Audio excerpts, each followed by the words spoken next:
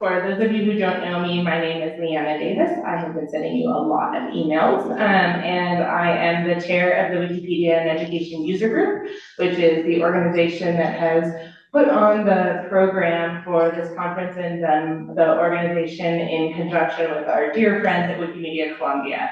And they've been a great partner for us, and we have some thank yous for them in a minute, but I want to go over some housekeeping things before we get going. Trust and safety.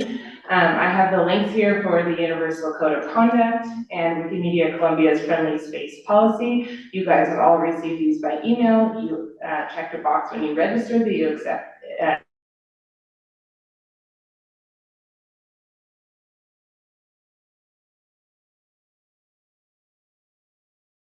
Shreya, Philip, and Bukola, their pictures are up here, but can the four of you stand up as well so people can see you? Okay. So if you have any trouble during the conference, any concerns, feel free to reach out to any one of them. There's also Bernardo's phone number here. You can reach out to him on WhatsApp, or there's the email address of the user group, which we'll also be monitoring throughout the conference. If you have any troubles, reach out to any of us by that. And you should have Bernardo's email or phone number in an email that you received as part of the pre-conference guidance as well. Getting around the hotel. So we are up here in the Monserrate room in the beautiful 17th floor of this hotel. There are 3 rooms that are part of the conference program, and this is a little confusing, so please bear with me here. So we are here in the Monserrate room. This is where the main sessions will be, and the lightning talks and a handful of other sessions will be here in this room. And then there are 2 smaller rooms. One is directly across the hall, which is the Guadalupe room on the 17th floor.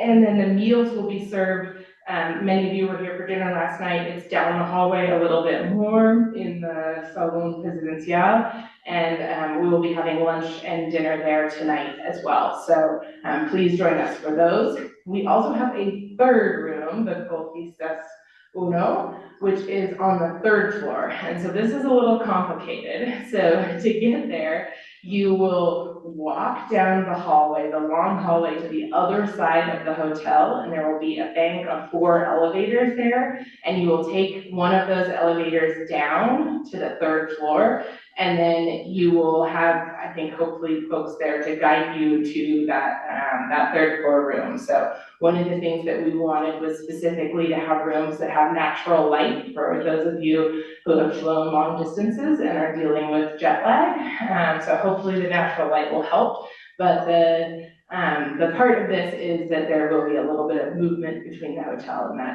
that 3rd floor and 17th floor. I would strongly urge you to not be scared of going down the elevator. There are great talks down there in that room, and so don't be concerned that you will get lost or not find your way. It is still good talks down there, and I encourage you to attend them if you are interested in those topics. Restrooms are located just outside here to the right or down the hall as well, by the dining room that we're eating in as well. A bit of more information here. Hopefully you all have perused the program. It is on Meta at EduWiki Conference 2025. At this point, I hope you've spent a lot of time on those pages.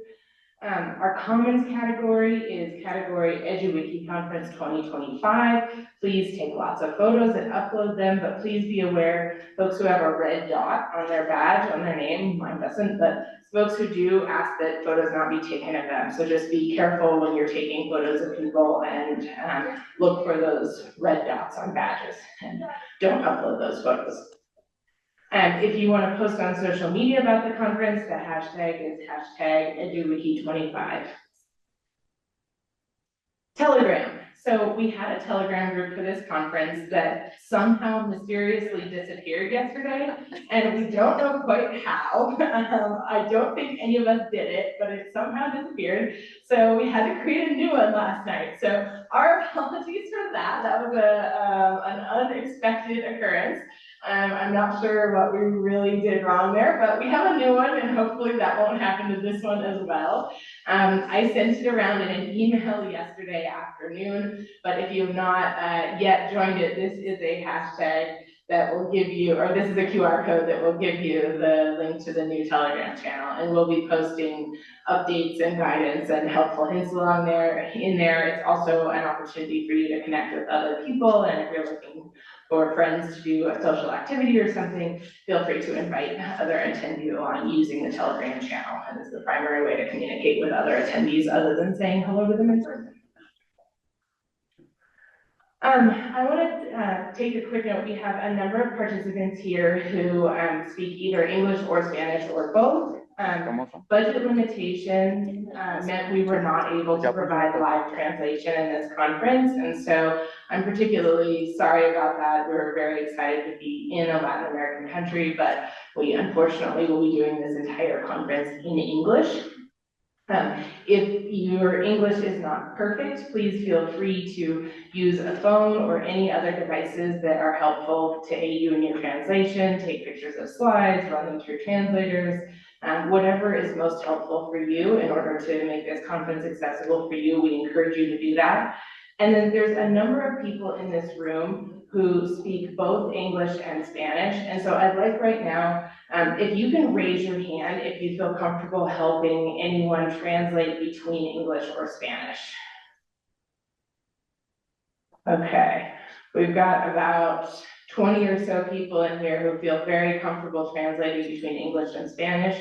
So if you have a specific request with your hotel room and you're having trouble communicating with the hotel front desk about it, or if you are a Spanish speaker and are not sure of something that's going on, please feel free to reach out to one of those people who just raised their hand, and they can help you with any translation needs that you may have.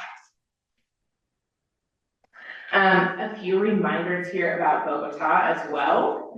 So we are at 2,640 meters, so that's 8,660 feet, which is pretty high up. And many of us are coming from places that are a lot lower than that in elevation, and you may not have spent a lot of time at altitude in your life. If that is the case, some helpful hints. Number one is drink lots of water. So please drink extra water. There's water on all of these tables. The more water you drink, the easier it will go for you. If you spend time outside, wear sunscreen. You can very easily get burned at higher altitudes. And we encourage you to limit your alcohol take because it'll affect you more at higher altitudes. Also, as a general safety reminder, this was on Meta, but as a reminder to everyone, we strongly encourage you to not leave the hotel on foot at night. So please take an Uber or a cab if you're trying to go somewhere at night after dark. I want to extend a bunch of thank yous now. So first, I want to extend a huge thank you to our friends at Wikimedia Colombia and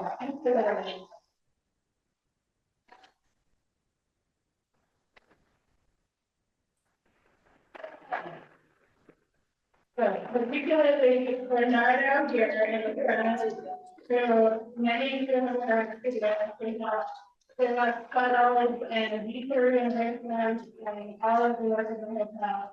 Monica is in the back.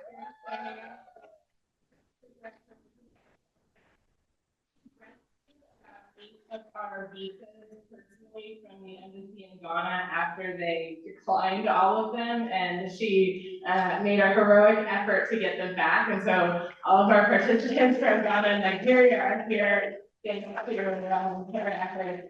And then Mariana in the back there as well. Really too sad, wait for hands to predict, but then they help in all of the assistant work in the background. And truly, we couldn't have done this without the wonderful team at Wikimedia Colombia, and I am so grateful for all of their time and effort, particularly around the visas. So many of you who were at our last EduWiki conference in Belgrade, Serbia, knew we struggled to get visas into Serbia. I am really proud to say we had a 100% approval rate on the visas into Colombia this year.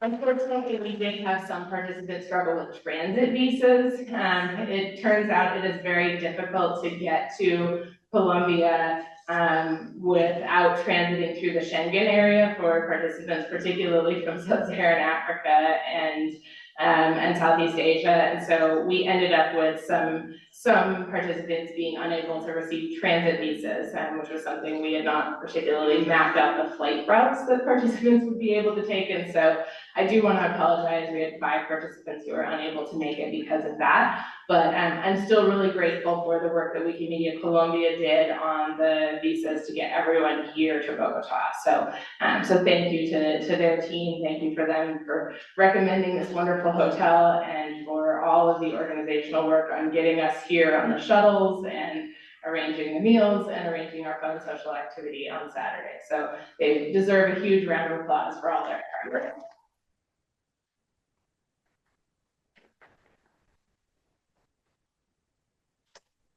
I also want to thank the Wikimedia Foundation grants and travel team. So many of you have interacted. As you can see, this is a screenshot from our meetings that we've had every other week for months now. I can remember when it started a long time ago. So Bernardo and LiAnna have been joining us, and we've been working out all of the details of your flights, your hotel, your additional requests that were coming in. When your flight got canceled and we needed to rearrange something, all of this was done through the travel team and then the grants team that worked with us on the original application and provided the financial support for the conference. So I want to particularly thank from the grants team, Cornelius. Many of you know him, he's in the far left corner there in the picture. And then we have Aaron in the upper left and Darcy in the middle bottom. And the 3 of them have done a lot of work, although none of the 3 of them are physically here in Bogota, but I want to thank them for all of their hard work.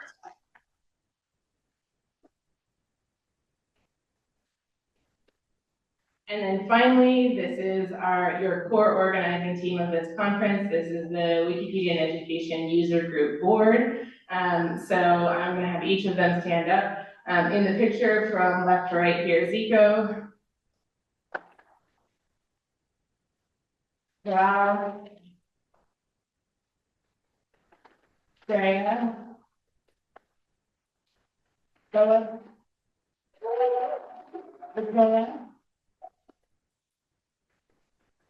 And we could not have nice about the hard work of this group. We met so regularly and discussed every aspect of the program and making sure this was a great experience for all of you. So I'm really excited to have you all in this room, and I want to extend a huge round of thanks to everyone else on the core organizing team.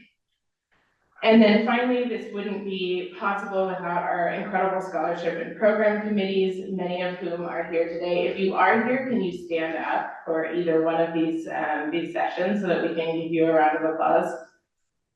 Okay. Okay.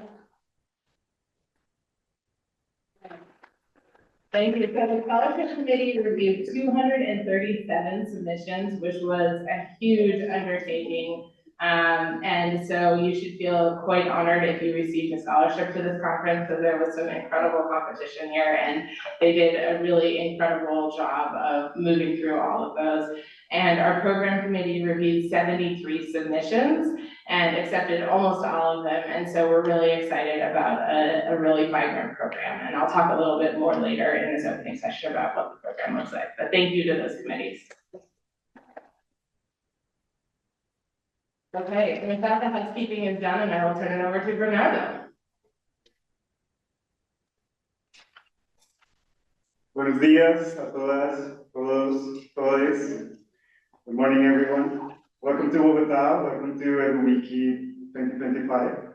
It's a great honor and joy to welcome you all at the heart of Bogota, Colombia. Today is the first day of our conference, but it's also a time to celebrate a movement, a vision, and a global community that still believes in the power of education and free knowledge. We are very happy to see such a diverse community, not only from many regions around the world, but also from many parts of Colombia. Thank you all for accepting our invitation. Gracias a quienes participaron en la convocatoria también nacional, gracias a las becarias, becarios de el Grupo Nacional, que vienen trabajando ya hace unos días. This event is the result of strong and thoughtful leadership. I want to express my personal and institutional gratitude with Wikipedia and education user groups, especially to LiAnna, Bukola, Freya, Philip, Joel, and Ziko, and to our colleagues at the Wikimedia Foundation, Erin, Darcy, and Cornelius. Additionally, I would like to thank the wonderful Wikimedia Colombia team. I'm proud and happy. I'm proud and happy to be part of this team. Special thanks to Monica, Mariana, Manuela, and Amanda for all the care and work they put into this event. I also want to introduce the conference logistic team. Some of them are present here. We have Valerie over here. Thank you, Valerie. Tanya is over there in the back. Patricia, Mateo, Adrian, Laura, and Bernardo is not here at the moment because he's a bit tired after 2 days at the airport. Along with Mariana and myself, we are here to help you during the conference and make sure that your stay in Bogota is as smooth, as enjoyable as possible. So do not hesitate to contact us, ask questions, we're here for that. At Wikimedia Colombia, we celebrate that the responsibility for organizing conferences like this one moves from country to country, because the challenges a team faces while preparing a conference like this one are not only difficulties, they are learning opportunities. They help make national teams stronger. For Wikimedia Colombia, hosting EduWiki this year is more than just an event. It is part of a bigger change, a change based on community voices, regional needs, and bold ideas for the future. During the next few days, let us not only share what we have done, but also imagine what we can do together. Let's continue building the Wikimedia movement we want and need, one that challenges historical denialism and so-called alternative facts, and puts education and social change at the center. Of course, we know there are many structural challenges and power imbalances. Some of the participants face problems with visas and international travel routes that make migration more difficult. These are not just travel issues, they are part of bigger structural injustices. In the face of these social, political, and epistemological problems, we call to act with solidarity and steady patience. Let's name these challenges, understand them, document them, and try to find solutions that allow more people in our diverse global community to attend meetings like this one. Finally, please help me thank the amazing team that made this conference possible. Let's give them a big round of applause. Thank you.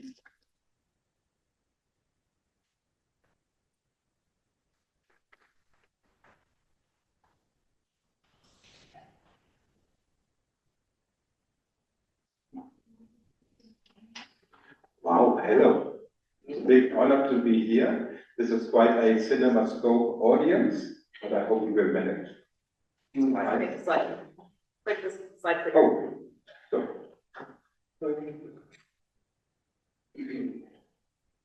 It works. So we need an introduction to social interaction. And for this task, we have many wonderful, capable board members, but for some reason they chose me. So I would like to ask you, I think many of you have a mini computer with you. For historical reasons, we call it smartphone. Please do it away. Of course, unless you need it for the translation, because I would like you to look at me, and later you will look at each other. So, and now we have question time. I would like you to raise your hand, but you also can stand up, but maybe for some people, raising the hand is easier than standing up.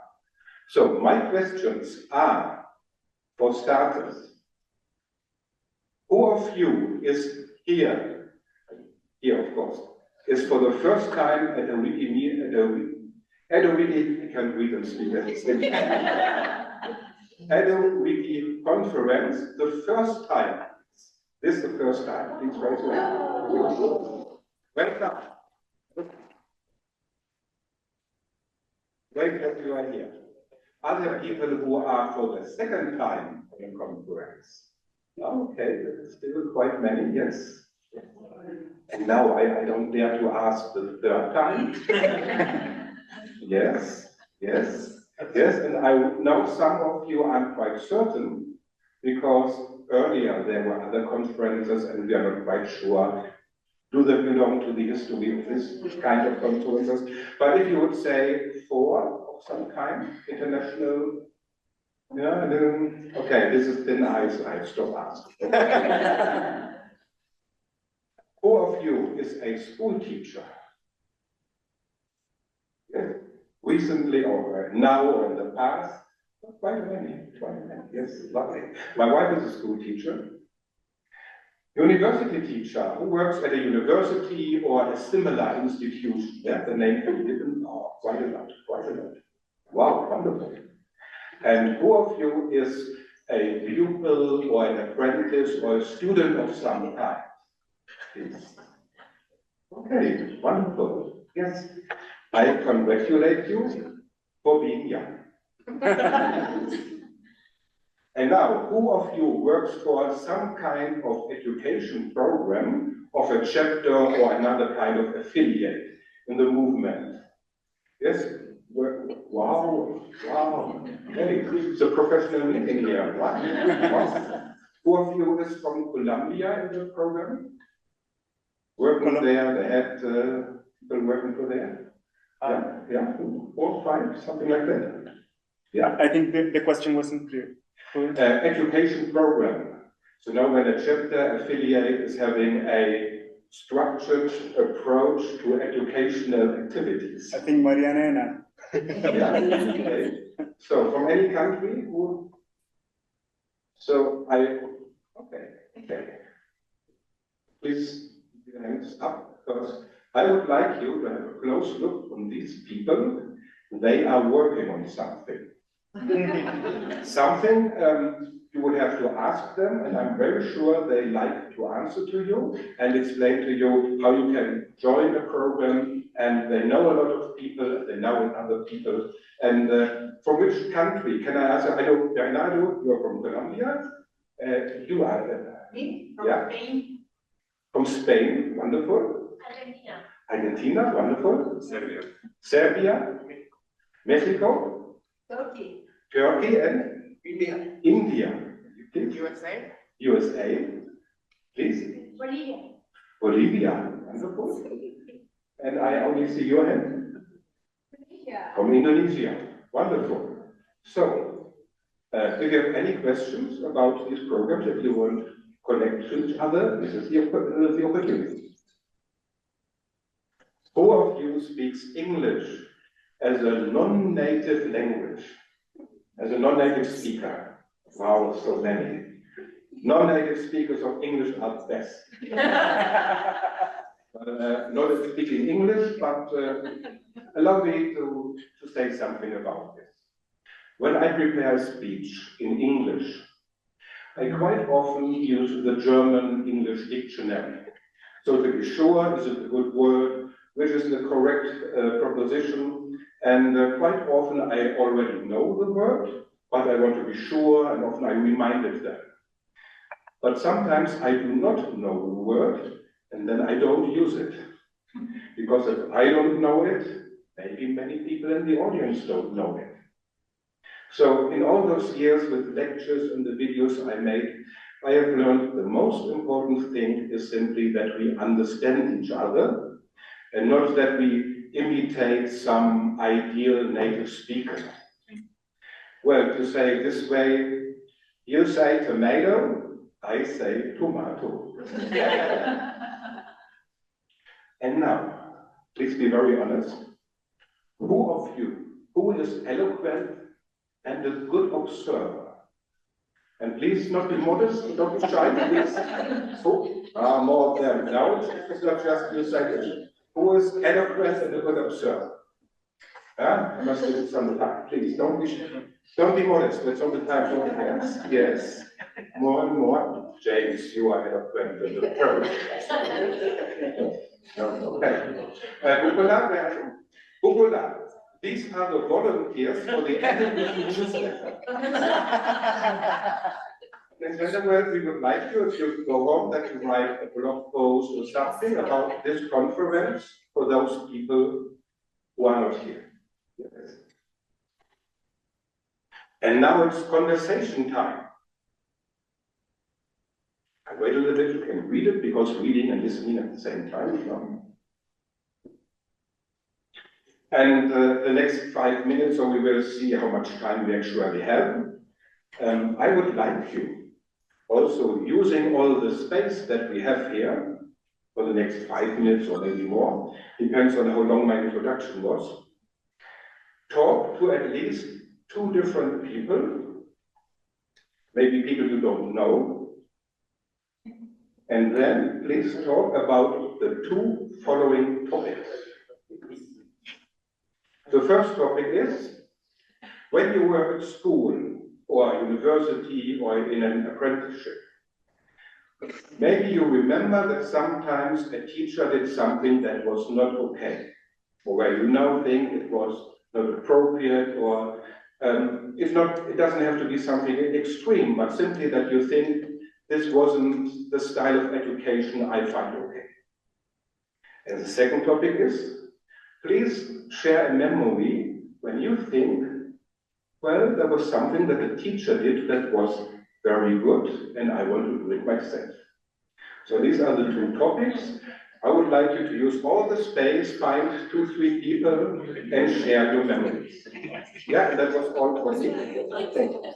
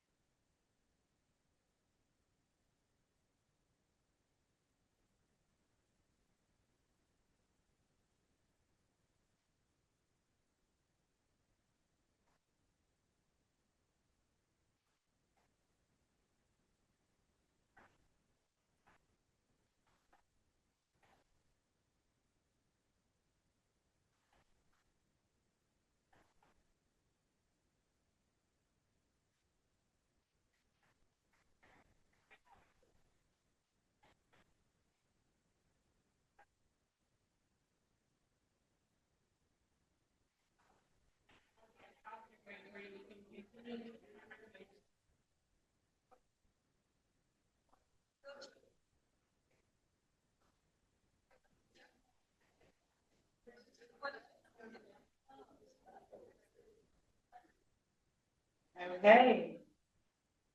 Jorge, the floor is yours.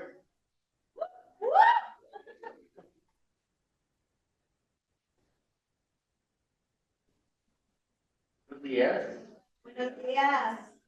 My name is Jorge Vargas, and I am Senior Director of Community Resources and Partnerships for the Foundation. I am quite honored and happy to be welcoming you to the city where I grew up, in Bogota.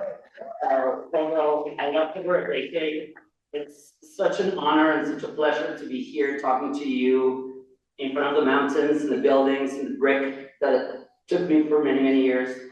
And particularly when it comes to education, this is the city that gave me the education that I have now. This is where I went to university, where I went to elementary school, where I went to high school. So such a beautiful comeback to be here speaking to you all in this conference in my hometown of Bogota. Before I start, I actually wanted to share with you, after this exercise, a cute little story that happened a few blocks from here where I went to university. Some of you may know that I'm actually a lawyer by training, although I don't do law anymore. But when I was in my copyright class over 15 years ago or more, the teacher did a session on how bad Creative Commons was for copyrights, and how Creative Commons and the copyleft movement was probably the worst thing that could have happened for the world when it came to copyrights. And that actually was my motivation to apply for a internship with Creative Commons legal team over 15 years ago. And that's the reason why I'm here. Thanks to that internship, I got engaged into this world of open knowledge, of the free knowledge movement, that then led me to work as a legal fellow for Wikimedia Foundation, and 12 years later, I'm here now with you all. So it really feels like a really nice comeback moment. So I'm here to talk to you today about the multi-generational strategy, which is something that at the foundation we've been talking about for the last couple of years. And it's this notion about how we should find ways to maintain Wikimedia projects accessible in perpetuity. Oftentimes we feel that Wikipedia and Wikimedia projects are going to be around forever, and we have to realize all the challenges that we have for us to be here. Next year, we're going to be celebrating 25 years of Wikipedia being in the world, and now more than ever, I think that we are seeing what are those strong challenges and those strong things that the world is giving us to keep Wikipedia and Wikimedia around in the internet. So when at the foundation, we started thinking about multi-year planning and multi-generational planning. A lot of you may have been hearing about for years and years at the foundation how we do annual planning. Every fiscal year we go through a process of building what are our goals, what are the objectives and metrics that we want to hit. But for the first time a few years ago, we decided to start thinking about how could we be thinking through something that would go beyond multiple years and should be applicable in a multi-year planning framework. And that is how this multi-generational strategy came about. So when we think of multi-generational, what we're really trying to say here is how can we keep the projects living in perpetuity? Generation after generation, we want Wikimedia projects to exist, to be relevant in education, which is the reason why we all are here today, but also to just continue to be relevant in the lives of people all over the world, as we've seen in the past almost 25 years. And how can we make Wikipedia something that is sustainable generation after generation? It's a question that asks us to think outside of the Wikimedia movement, to start thinking about what are the trends outside of our ecosystem that we need to be thinking about in order to make sure that our projects stay relevant for years and years to come.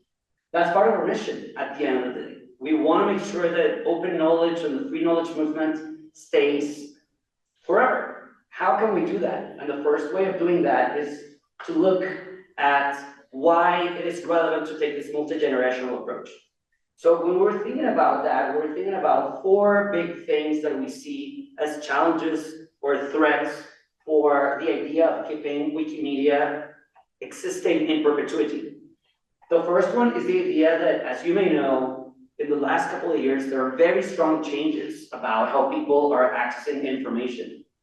When Wikipedia was around during the last, let's say, decade or so, we had a lot of eyeballs and a lot of traffic thanks to search engines like Google, for instance, where people would search something on the internet and Wikipedia would show up as the number one or second result.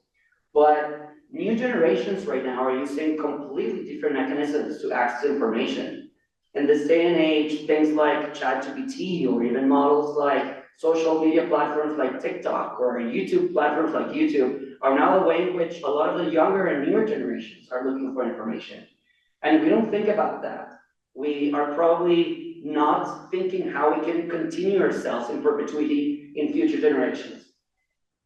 Also, in this day and age, there's a lot of rewarding mechanisms for people to contribute their information and knowledge online. 25 years ago, when Wikipedia started, we had the fortune of being a very niche space where people could feel rewarded and contributed for giving knowledge to the world. But right now, the internet offers so many different spaces where people can receive that gratification that they're seeking when they want to contribute information.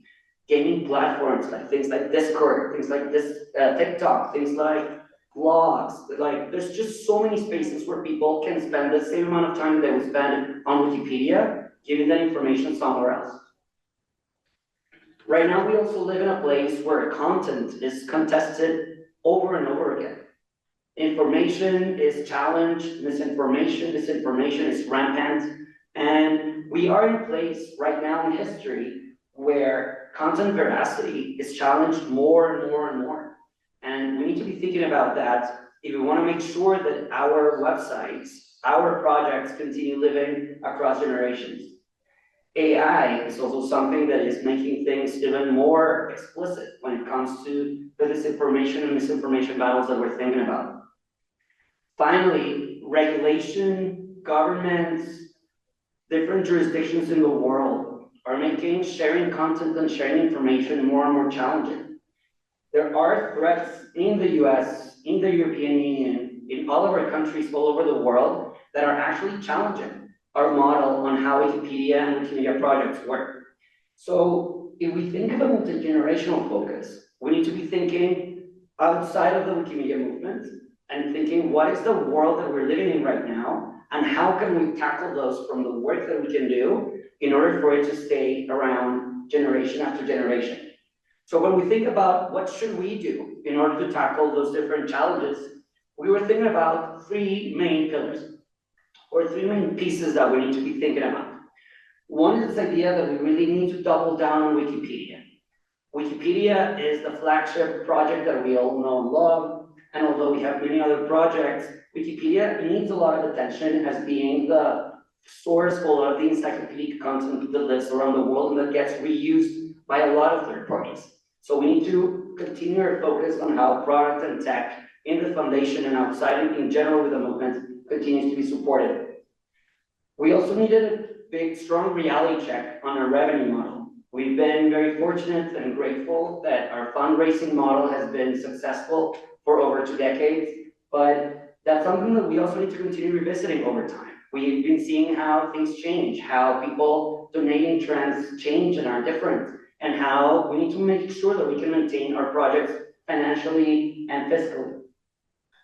Finally, we need to make sure that roles and responsibilities in the movement are more effectively, more clear, and more efficiently designed. That's something that, for many of you that have been involved in movement strategy conversations, as I've been over the almost last 10 years, we keep talking about what are the right roles and responsibilities that we in the movement need to be having in order to tackle these challenges.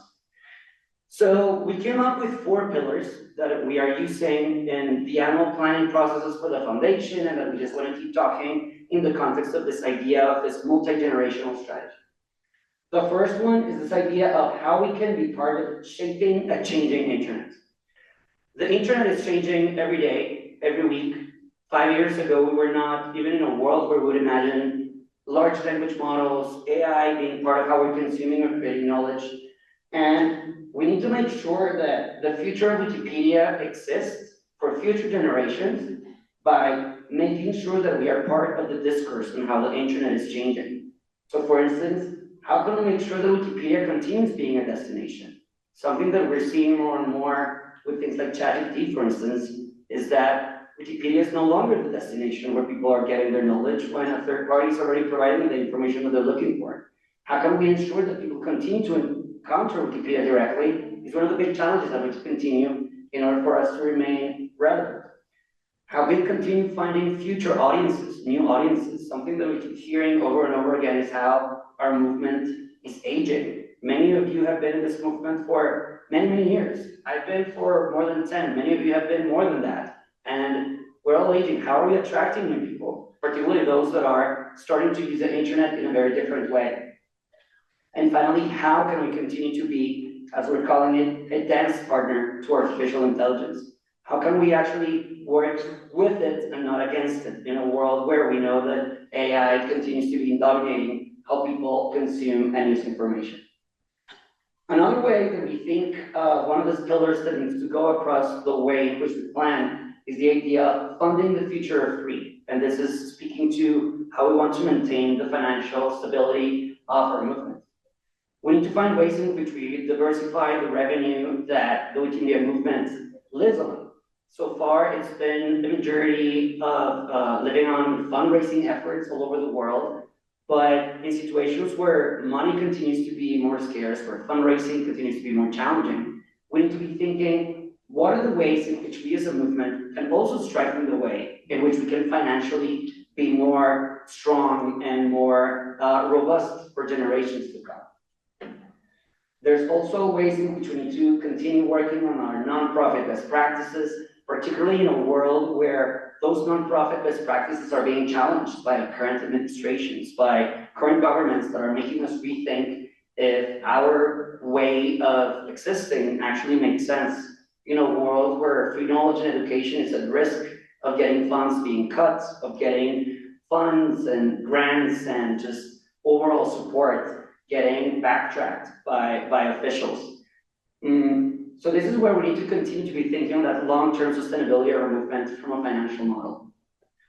We also, when it comes to the idea of the trust on the encyclopedic content, we cannot live for generations to come if we don't continue ensuring the fight to make sure that the encyclopedic content is trustworthy.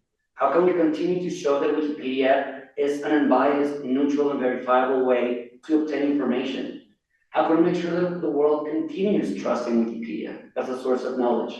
Right now, and it's like something that happens in the US and many other parts of the world, many people in power and out of power think that Wikipedia is a source of misinformation. People call us Wikipedia, or people call us a place where like Wikipedia is no longer the place where information is actually neutral. How can we make sure that we continue showing that it is actually a place that we can continue to trust? How can we continue to respond to scales in abuse on how Wikipedia models are being built? Ways in which we're seeing the trust of the encyclopedia being challenged because of how our models operate. And how can we continue working on closing knowledge gaps? All these gaps of information that still exist on Wikipedia and in our projects. Finally, we need to find ways to continue nurturing volunteers, people like you that are giving your time, your passion, your energy to keeping these websites alive.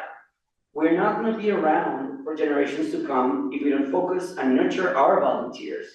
Each and every person, not just volunteers, but also affiliates, staff of the foundation, people of this movement ecosystem that are giving their life or giving their time to Wikipedia and Wikimedia projects. So we need to keep thinking and answering this question of why should I be part of Wikipedia or Wikimedia? Why should I keep volunteering? How can I make this still a rewarding experience for people? And that's something that we need to keep thinking about, particularly for newer generations that feel rewarded in a different way. Why do we think of when I was 15 and someone that is 15 now probably have completely different ways on how they feel rewarded to volunteer their free time?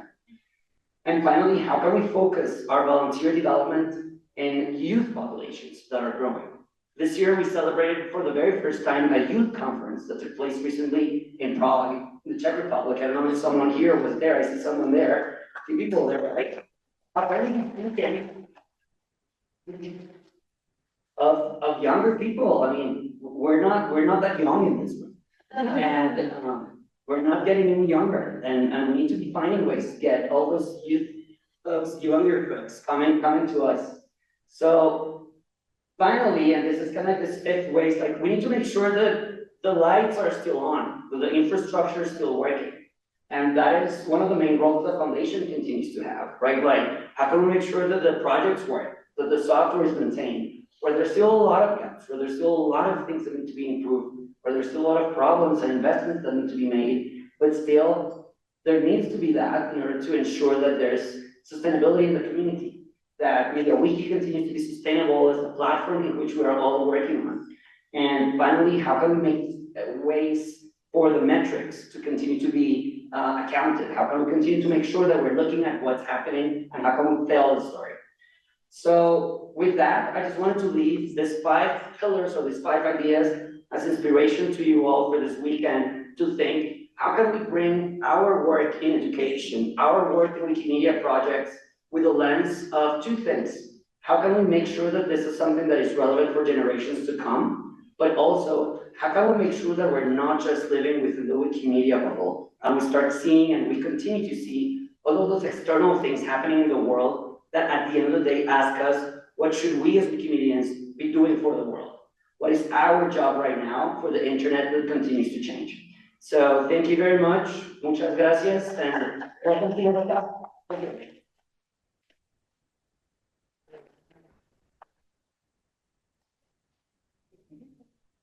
Thank you very much, Jorge. And I think a lot of the themes in your slides will also resonate with my section, which is titled "Why Education is Key to the Future of Wikimedia." So I want to start with a comment that I've been hearing in my 15 years in this movement, which is that students are the fuel of Wikipedia. How many of you have heard this statement at some point? Okay, a handful of you. So I think it has 2 different pillars here. So I think students are the fuel of Wikipedia, especially in Wikipedia's origination state as editors. So many of the early editors to Wikipedia were students themselves. The origin stories of many of the contributors today was something around, I was in college, I was in high school, I was in a master's program, I was in a graduate program, and I started looking for something, and I found that Wikipedia was way more interesting than what I had going on in school, and so I started contributing to it, and I'm still contributing today, right? And so I think students have always sort of driven the editorial community of Wikipedia. And then obviously, students have driven what we do as readers too. So students drive page views to Wikipedia. You can see this in the seasonality charts where each language peaks during the sort of study time in that various language Wikipedia. I'm sure this is true for yours. It's different in different educational systems, so there's not a particular month, but go look at your page view trends of your language Wikipedia and relevant to your country, and you will see those peaks as students cram for their finals and read things, and you will see Wikipedia is one of the drivers of page views. And so I want to take a walk down sort of the history of the education movement here. And so I want to start in the sort of early days of 2001 to 2010. And so there were a number of individual instructors who were Wikipedians themselves who had gotten the idea of, let me assign my students to edit Wikipedia as part of the coursework. And this worked particularly well for them because they were experienced editors, they knew the ins and outs. If students ran into trouble, there was an obvious editor there to help them out who was their instructor, and this model worked really well. And then as Wikipedia grew in popularity, and especially the English Wikipedia here in this context, the rules became a lot stricter for contributing content. You needed to have sources, and notability became a much stronger policy. And the barrier to entry for new contributors grew. And so other instructors who were not Wikipedians themselves had tried to do some work on, let me assign my students to edit Wikipedia. And I think overwhelmingly those instructors failed. Those barriers to entry were really challenging. It was hard if you weren't already part of the community to guide a community of students through the process. And there was some original academic research. This particular image right here shows a paper that was written by Adrian Wladowitz and Ellen Geller and John Beasley Murray, who were original instructors in the United States and Canada. And this was, I think, back in 2010. And it was called Wiki Hacking, Opening Up the Academy with Wikipedia. And this is one of the original sort of calls to get more people involved in this process. And so this, our movement became a formalized program around 2010. And so Frank Schulenberg, who was then the head of public outreach for the Wikimedia Foundation, had sort of noticed this growing trend globally. And he was also tasked with stopping a decline in the new editors. So the editor charts had peaked in about 2008. There had been an influx of new contributors, and then the numbers of new contributors were sort of steadily going down. And we were trying to sort of stop this decline.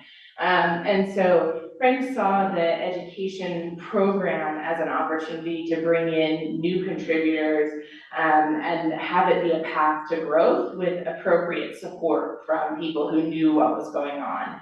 And so the WMF created an education team. I was actually part of that team back in 2010. And we created support resources and started building community among the global Wikimedia community around education. And we also developed the first technical infrastructure for program registration and control, which was the education program extension. I'm not sure if any of you remember that particular joyous piece of software, but it has been since replaced by the dashboard, which I think is much better.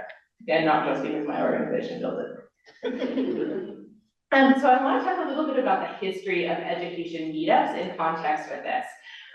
So this picture is from Wikimania 2012 in Washington, D.C. And I was looking through this picture, and I don't think that there is anyone else other than me that is in this picture. Oh, Daria!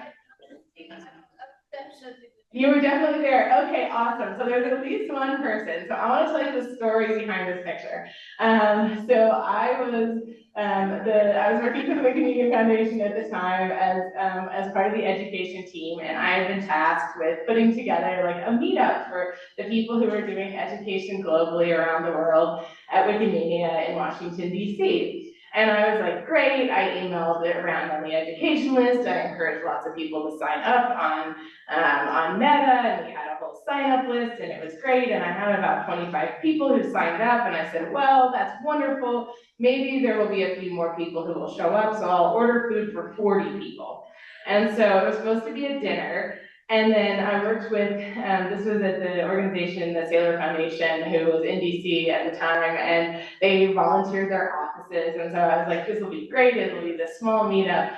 And then as you can see from this picture, perhaps, I think we had more than 100 people who showed up. And I'm in the background, I'm holding up a green phone, like trying to panic and figure out if there's any way we can get more food like suddenly delivered here, because there's way more people and we easily ate through the food in the first like 10 minutes.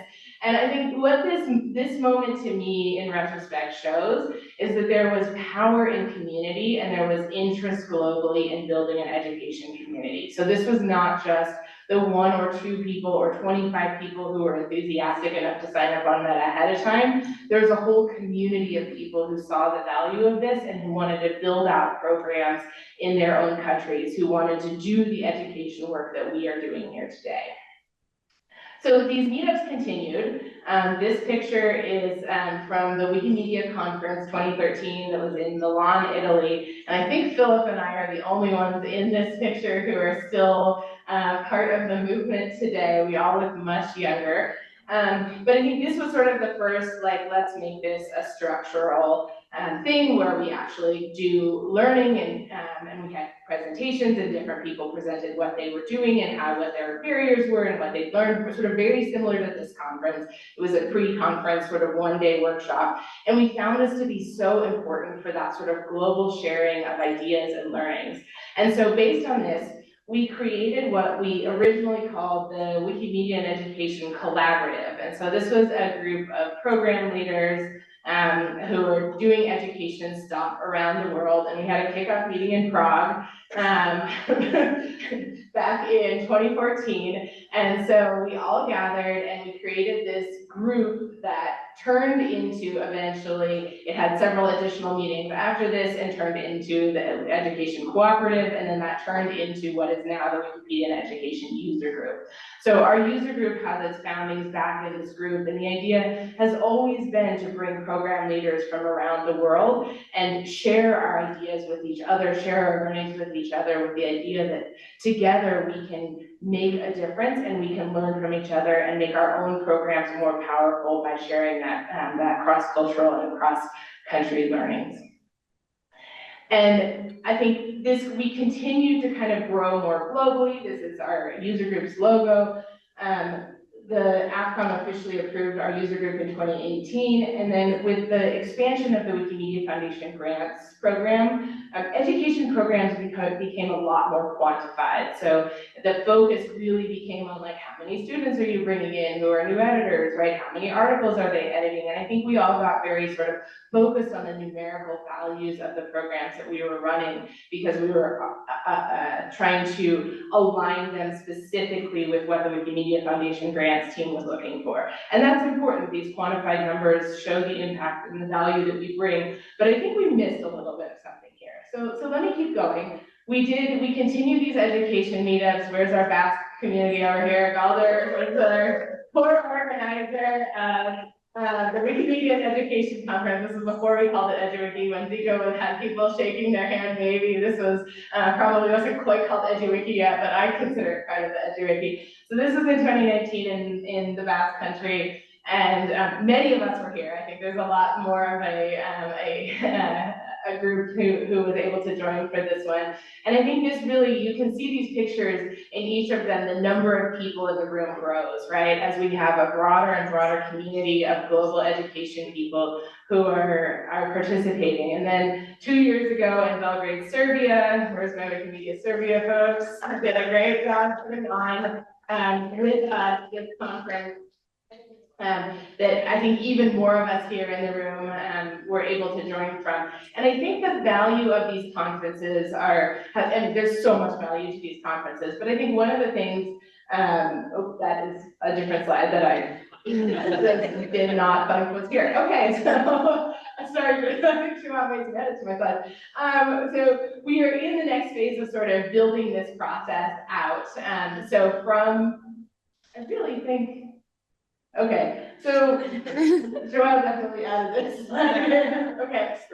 Okay, so this is the first time the global Wikimedia and education movement is meeting in Latin America. I think this is a really important step for us. As you may have seen from the previous slides, we predominantly met in Europe, which was where a lot of the original chapters had started, and they were able to host us and those kinds of things. But part of the value that we wanted to bring for this particular conference is to make sure that we were being more inclusive of different regions of the world, and hopefully open it up to more participation without the visa challenges that we've experienced in Europe, because going to Europe can be prohibitive for many of our friends globally. And so this is sort of an important step for us to make sure we're embracing additional communities. We want to continue moving this conference around so that we can overrepresent from different regions. So there's more folks here from Latin America. There were more folks from Central and Eastern Europe 2 years ago in Belgrade because of that sort of regional representation. So we'd like to sort of keep doing that. Don't miss the group photo tomorrow afternoon, and we will meet in this room at 4 o'clock for that. Okay, back to what I was saying before. This is the slide I thought was coming next. So I think one of the important parts of that sort of global community and bringing people together is this idea of avoiding programmatic loneliness. And so this was a term that was coined by Joao in the EduWiki conference in Belgrade. And the idea behind programmatic loneliness is many of us are education program leaders, and we are the only ones in our affiliates who are working on education. So there's maybe a GLAM person at your affiliate, or there's people doing edit-a-thons, or there's people doing other programming, but you may be the only person who is working on education, or maybe there's two of you, but you don't have a big community within your own cultural context of folks doing education that you can share learnings with and sort of build a community with.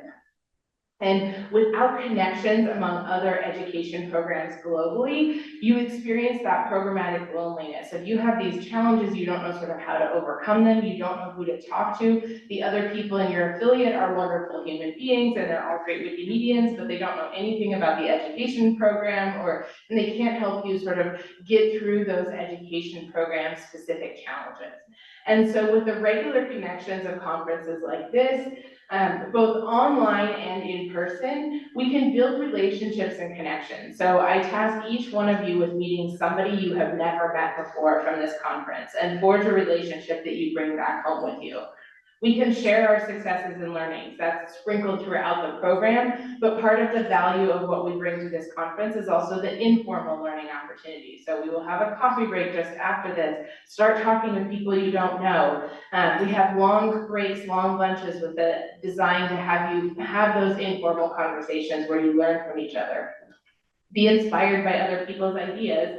And then as you're talking to people, these conferences are a great opportunity to identify those global trends, and then we can act strategically as a Wikimedia movement in education. And so besides the EduWiki conference, some of the other things we in the user group do now to foster this sort of removing that programmatic loneliness, we are the board ourselves are 5 board members plus 1 special advisor, and so we represent 6 of the 7 regions in the Wikimedia Foundation. We're missing ECAP, so just those of you from the ECAP region, this would be a good opportunity to think about whether you want to put yourself forward for the board next time we have elections. We have more than 500 members of individuals, and then we have 29 affiliate supporters as well of our organization. So we are one of the larger user groups, and we are a very global and dynamic group of folks. We host periodic EduWiki Knowledge Showcase events. These are Zoom-based virtual meetings where several of you have presented at these, several of you have attended these. We record them and put them on our YouTube channel as well, so you can watch them if the time doesn't work for your particular time zone. We publish the monthly education newsletter, and this is particularly kudos to Zia Joni, who was unfortunately one of the people caught in the visa woes, and Bacola here. There will be a session on that later, but we strongly encourage, if you didn't already get the idea from Ziko before, that you should contribute to the education newsletter. Here's another plug. Please share what you're doing in your own programs on the education newsletter, and please share something about what happened at this conference. And then we have shared resources that are developed locally and adapted globally. And those are both how-to guides and resources on how to edit, those kinds of things, as well as technology like the Programs and Events Dashboard. And just out of curiosity, how many of you use the Program and Events Dashboard? Say about 50 to 60% of the folks in the room are using it. I'll give a little plug. I'm doing a session on it later in the program, so you should come to it. So let me tell you who's here, and I will acknowledge that I made these slides before we had a few last-minute travel challenges, and so not actually all of the people were able to make it, but this is who we gave scholarships to anyways. So those of us in this room represent 40 different countries from around the world, which is a really incredible. There's 100 of us here, and we are from 40 different countries. That is a pretty high percentage of people. Obviously, we have the most from Colombia because we are excited to have our wonderful hosts. And we speak more than 40 languages. So this is a word cloud that indicates, I asked in the registration form which languages you speak, and you all hand wrote in languages, and I dumped them into a word cloud and generated this. English and Spanish are obviously the largest, but you can see we are a really linguistically diverse group of people, and I think it shows the power of this room, right? There are incredibly smart people in this room who are doing work in more than 40 different languages, who are building Wikipedia in so many different language Wikipedias, and this is incredible, right? We are a global community who is actively building this language right now. And I would make this argument that we are the future of the Wikimedia movement. So how many of you agree with this statement right now?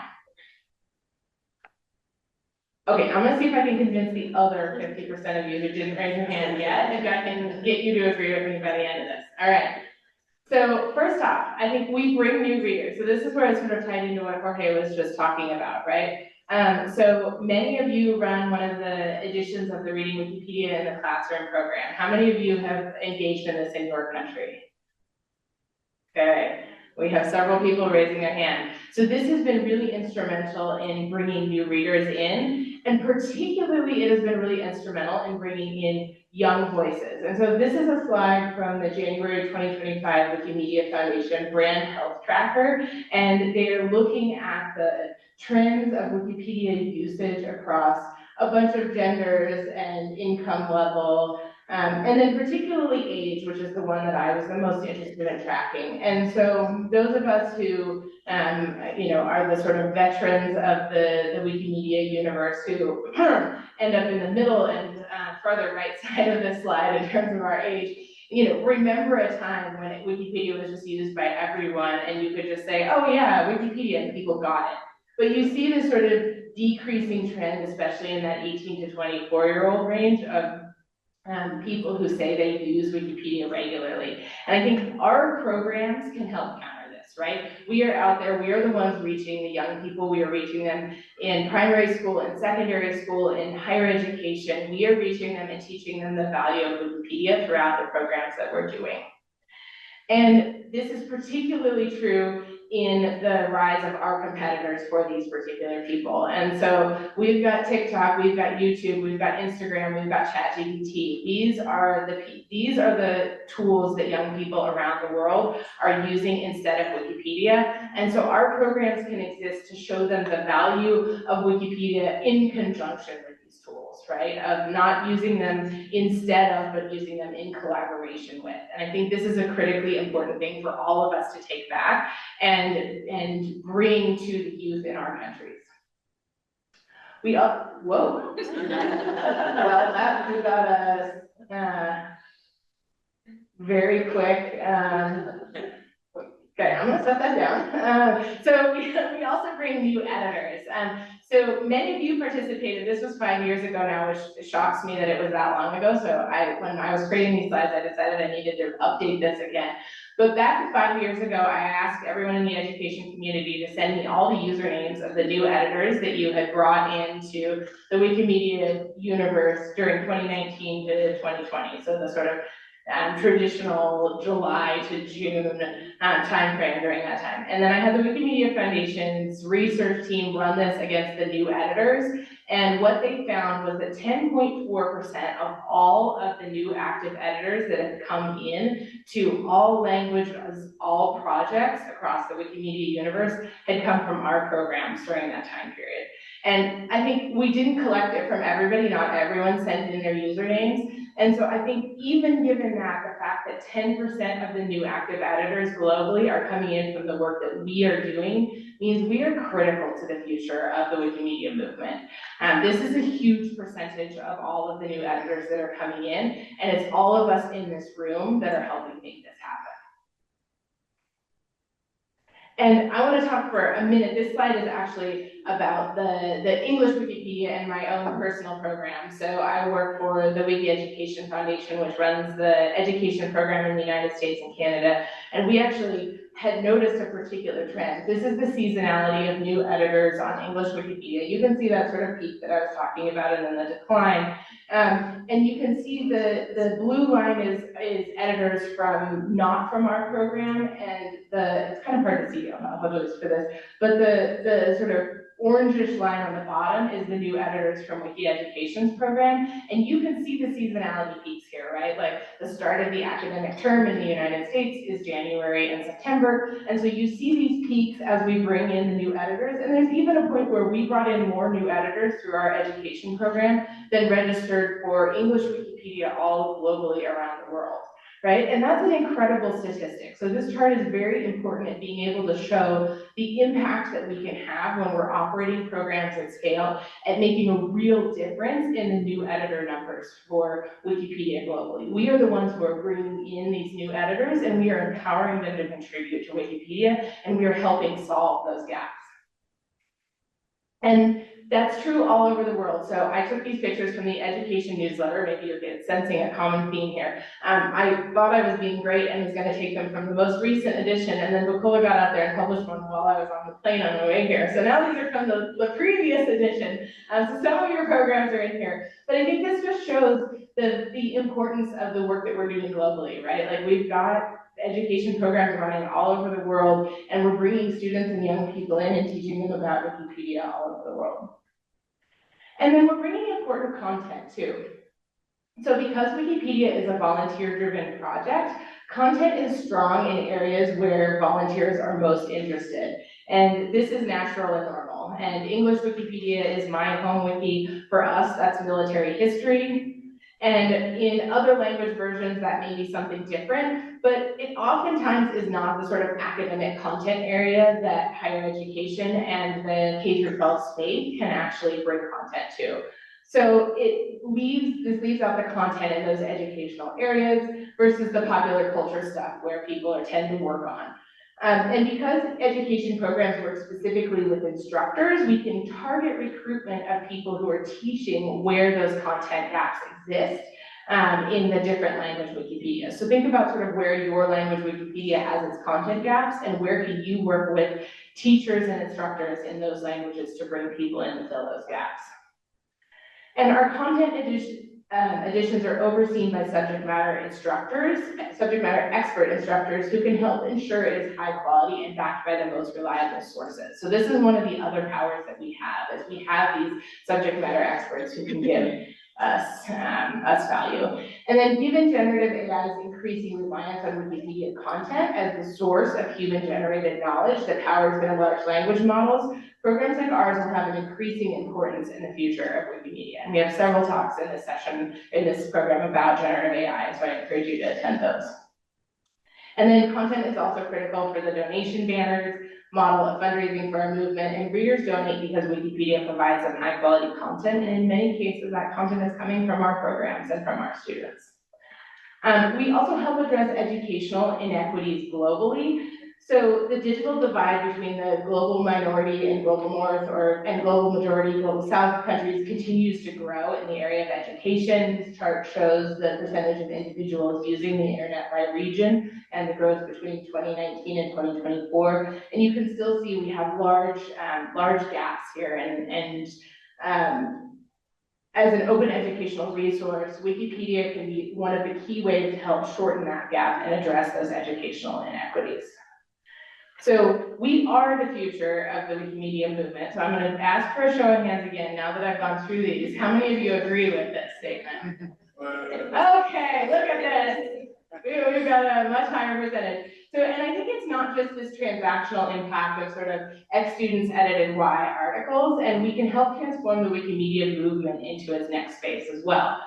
And so the question is sort of what is our future as the Wikimedia education community?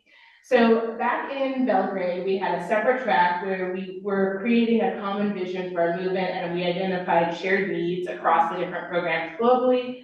And we are currently applying for Wikimedia Foundation funding to create a hub-like structure for education, driven by working groups comprised of program leaders like you to guide them. And